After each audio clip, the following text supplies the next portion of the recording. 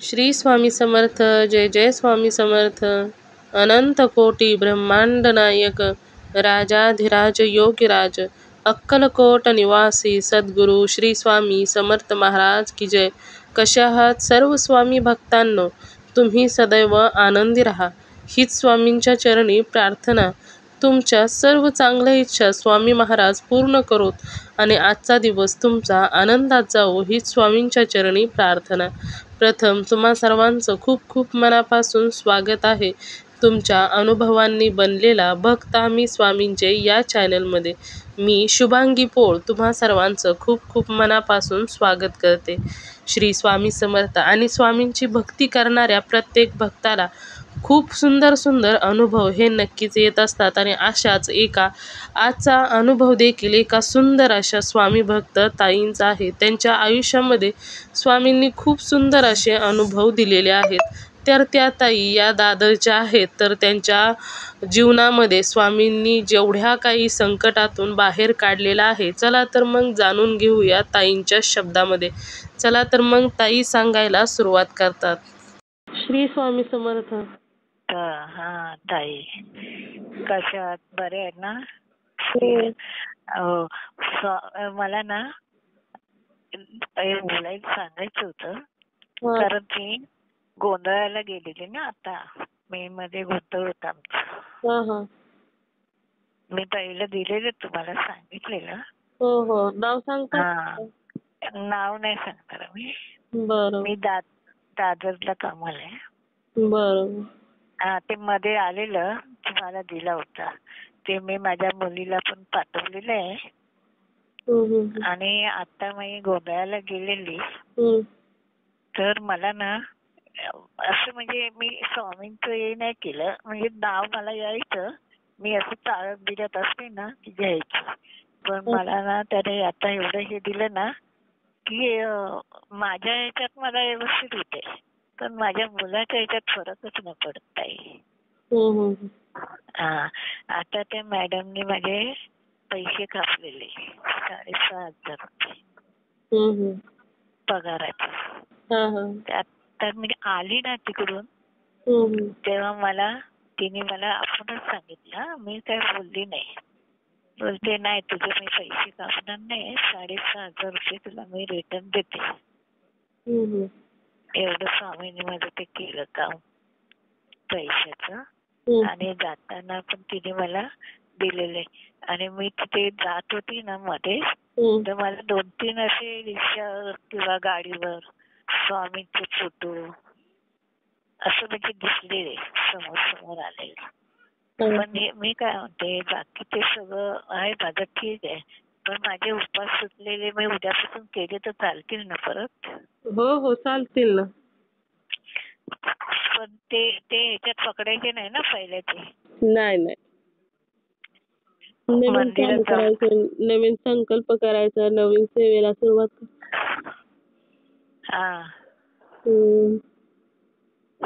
तिथे जाऊन परत करू का? चालेल, करा ना. चला का आपण सेवाचं पण जास्त वाढल ना. स्वामींना प्रार्थना करायची. हे सगळं करू का? कारण करविता तेच आहेत ना.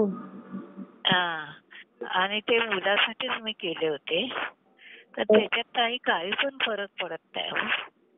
काय केलं होतं?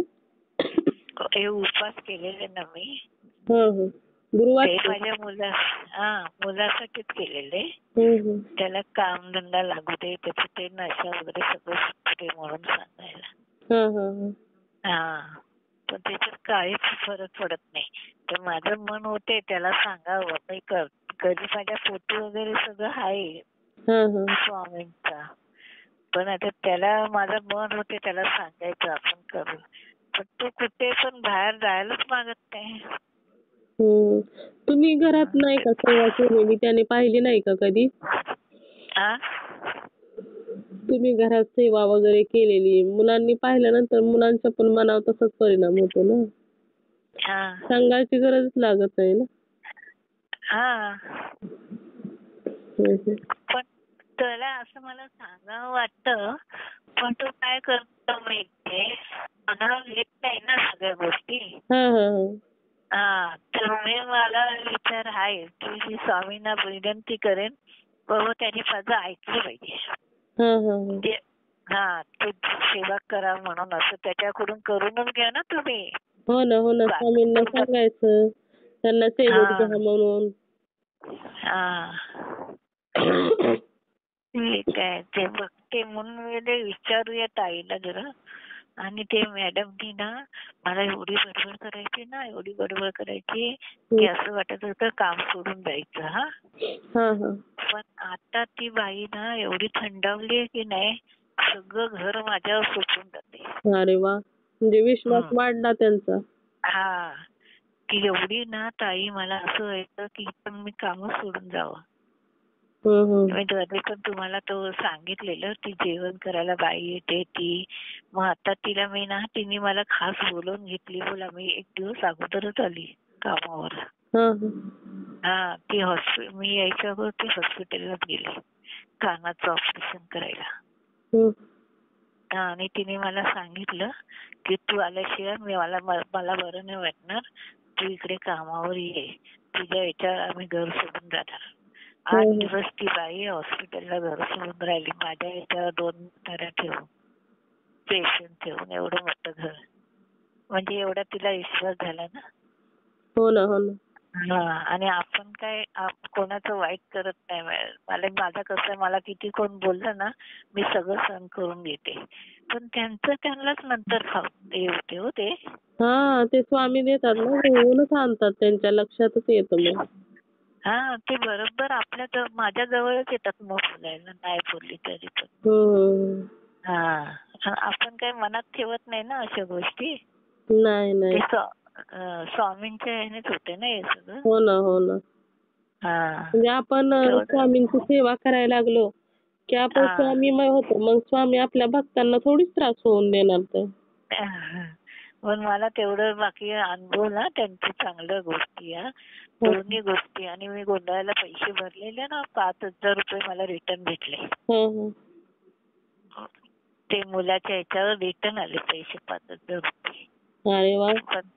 माझं व्यवस्थित झालं. आणि इकडून हिने 6,000 रुपये दिले. मला बोलते तुला मी देणार, मी कापून नाही घेणार तुझे पैसे, काय खाण्या पिण्याचे. 8 दिवस सुट्टी झालेली ना म्हणून. म्हणजे ते स्वामींचं ते आहे ना सगळं. हो ना. आपलं कोण देणार 8 दिवस आपल्याला एवढं मोठी रक्कम भरून ना. 20,000च्या हिशोबाने. हो ना. तेवढं बाकी आहे. म्हणून मला ते उपास म्हणजे सुटले ना, माझ्या मनाला खमखम लागले. आपण डबल करायचे, अशी तरी सेवा केलेली वाया जात नाहीच ना. नाही, ते डबल करायला काय हरकत नाहीये. पण एक आपलं माझ्या मनाला लागलं होते, आपण एवढं केलं आणि थोडक्यासाठी मी गोंधळाला गेले आणि माझा उपास सुटला. आठवणच नाही राहिली त्या गोंधळामध्ये. सगळं पूजा होती ना, घर भरणी वगैरे म्हणून. आणि आता येताना ना मला स्वामींचं मठ लागलेलं रस्त्यातच चिपळूण मध्ये. तर मग माझे जावळे होते ना बरोबर, ते बोलले आपण येताना जाऊया. येताना न जाताना आम्ही चिपळूण मध्ये देवीच्या दर्शनाला घेऊन गेले ते मला. आणि मग येताना आमची जरा गडबड झाली, टाइम जास्त झाला ना, म्हणून आम्ही ताबडतोब या मॅडमचा फोन आला म्हणून निघालो आम्ही. तर मग मठातच जायचं विसरले. स्वामीला सॉरी बोलली, स्वामी माफ करा, मी तुमच्या जवळ गेले आणि मी गेलीच नाही मंदिरात असं. पण येताना मी ते माझी जरा गाडीची आमच्या हवा वगैरे पंक्चर झालेली ना, ते करेपर्यंत उशीर झाला. 3 तास उभी होती मी तिथे. माझी मुलगी, माझे जावई, माझा नातू. आणि मग ते नाही होत गाडीचं ते हे झालेलं, फॅन चालत नव्हता, एसी चालत नव्हते. 3 तास तो माणूस 15 मिनिटं करून 3 तास काढले त्याने तसेच. तर मी काय केलं, मला कंटाळा आला. 9:30ला उभी राहिली मी, त्या गाडीच्या समोरच उभी राहिली, डोळे बंद करून स्वामी समर्थ स्वामी समर्थ असं एक मला बोलत राहिली. आणि तो फॅन चालू झाला. ग्रहण चालू झालं पण माझे डोळे बंद होते ना, उभी होती ना मी. माझ्या बाजूला नातू होता, त्याचं लक्ष नव्हतं माझ्याकडे. पण माझ्या गाडीतून माझ्या जावयांचं लक्ष गेला. बोलतात आई तुम्हाला झोप आली का? जाऊन झोपा ना तिथे, गाडी मागे पाठीमागे झोपा. मी आपली काय बोलली नाही. मग ते घडी घडी बोलायला लागले. बोलले नाही मला झोप नाही आली, गप्प बसा तुम्ही. अशी मी त्यांना बोलली आणि गप्प बसले. ती गाडी चालू झाली तर 11:30 वाजता आम्ही निघालो तिकडून मधून. आपण 3 तास तो फॅन रिपेअरिंग करत होते. बोला ते स्वामींचं एवढं म्हणजे हे आहे आपल्या बरोबर. आपण मनाने केलं तर काय हरकत नाही ना. नाही कधीतरी आपल्या म्हणजे सेवा उलट पाड ना, आपल्या मनाने पण सेवा केली तर काही नसतं. कारण कंटाळा आलेला ना बसून आम्हाला तिथे. माझ्या मनात आलं मी गाडीच्या समोर जाऊन जरा स्वामीला बघते, जरा बोलते काहीतरी. आले स्वामी उभं राहिले आणि ते लोक स्वामीचेच भक्त आहेत ना तरी पण. पण ती लोक एवढं काय करत नाही, बसत बोलत नाही असं काही नाही. म्हणजे चला आता तर त्या माणसांनी सांगितलं तुम्ही गाडी सावकाश घेऊन जा, काय झालं तर आम्हाला फोन करा, आम्ही मेकॅनिक वाले इथे येऊ रस्त्यात. तर ते म्हणाले जावई पण बोलले चला स्वामींच्या यांनी जाऊ द्या पुढे गाडी, आपण स्वामींचं नाव घेत घेत घेतच जाऊया पुढे गाडीमध्ये. म्हणजे तेवढा एक अनुभव येतो. म्हणजे माझा 2-3 अनुभव हे याच झाले माझे. म्हणजे हो पैशाचं टेन्शन होतं ते झालं.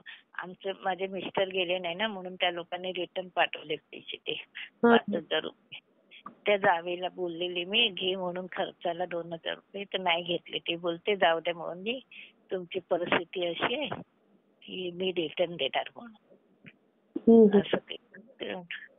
बस बाकी काही नाही. ते मी बोलली ते उपासाचा विचारते, उद्या मंदिरात जायला भेटले तर ठीक आहे ना. ते मी संध्याकाळी मंदिरात गेले तर चालते ना? हो चालेल ना, पण तुम्ही कसं संकल्प वगैरे करणार असला तर मग सकाळच पाहिजे ना. गाईला पण बोलेन मॅडमला. गाईला कुत्र्याला पण त्या दिवशी नैवेद्य द्यायचा.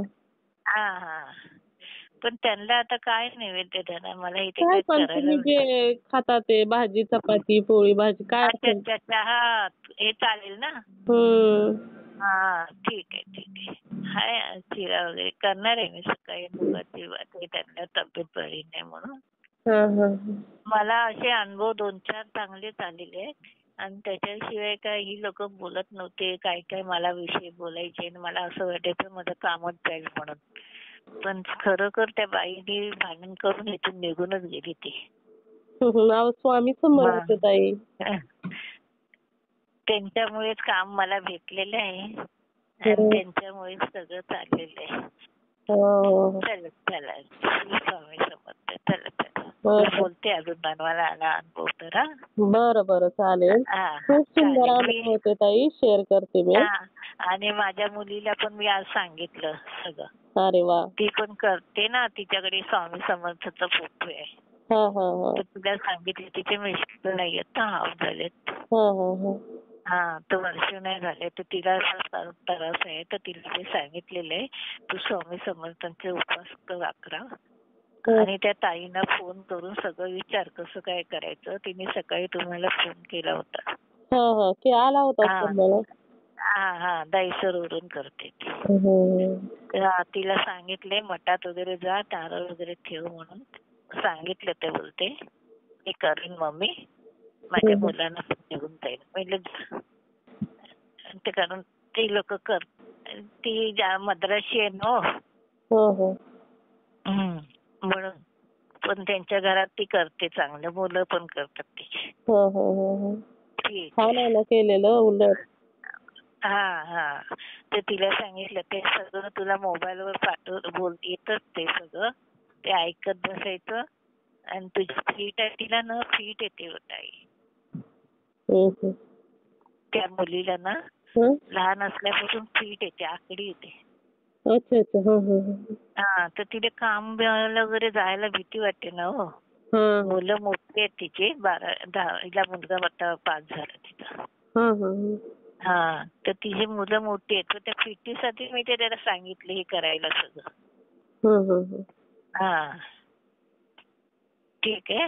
चल, जय स्वामी समर्थ. श्री स्वामी समर्थ. अनुभव शेअर करते मी. हा, ठीक आहे. श्री स्वामी समर्थ. मित्र आणि मैत्रिणींनो, खरोखरच खूप सुंदर असे अनुभव स्वामींच्या सेवेमध्ये आलेल्या प्रत्येक भक्ताला येत असतात, कारण स्वामींची सेवा केलेली कधीच वाया जात नाही. फरक मात्र एवढा असतो की काही भक्तांना स्वामींच्या सेवेमध्ये आल्यानंतर अनुभव पटकन येतात, तर काही भक्तांना अनुभव यायला उशीर लागत असतो. परंतु स्वामींची सेवा करत असताना अनुभव मात्र 100% हा येतच असतो. तर खरोखरच या दादरमध्ये राहणाऱ्या ताईंचा अनुभव खूप सुंदर होता. तुम्हा सर्वांना या ताईंचा अनुभव कसा वाटला नक्कीच मला कमेंट करून सांगा. त्याचबरोबर श्री स्वामी समर्थ लिहायला देखील विसरू नका. तुम्हाला जर स्वामींचा एखादा अनुभव आलेला असेल, लहान असो किंवा मोठा असो, मी इथे नंबर दिलेला आहे.